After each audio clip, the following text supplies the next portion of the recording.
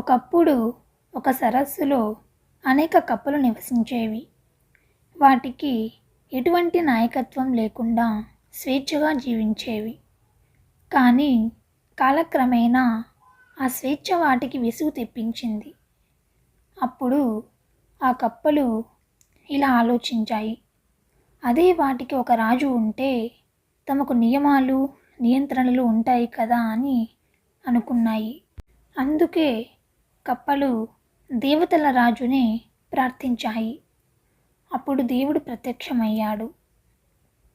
అప్పుడు కప్పలన్నీ దేవుడితో, ఓ మహానుభావ, మాకు ఒక రాజును పంపించండి అని వేడుకున్నాయి. దేవుడు వాటి అమాయకత్వాన్ని అర్థం చేసుకుని సరస్సులో ఒక పెద్ద దుంగను పడేశాడు. దుంగ నీటిలో పడిన శబ్దంతో కప్పలు భయంతో నీటి అడుగున దాక్కున్నాయి. కొంతకాలం తర్వాత ఒక కప్ప ధైర్యంగా పైకి వచ్చి దుంగ ఏమీ చేయడం లేదని గమనించింది. త్వరలోనే అన్ని కప్పలు దుంగపై ఎక్కి దానిని ఆట వస్తువుగా ఉపయోగించాయి. అవి మళ్ళీ దేవుడిని ప్రార్థించాయి.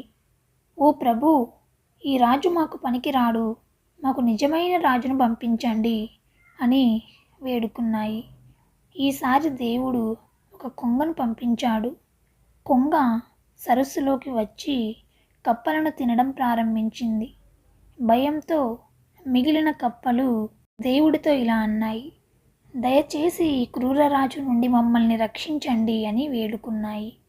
అప్పుడు దేవుడు మిగిలిన కప్పలతో, మీరు కోరింది పొందారు, ఇప్పుడు దాని ఫలితాలను అనుభవించండి అని చెప్పి మాయమయ్యాడు.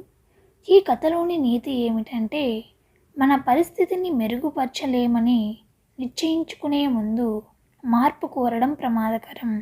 స్వేచ్ఛను కోల్పోయి క్రూర నియంత్రణలో పడే ప్రమాదం ఉంది.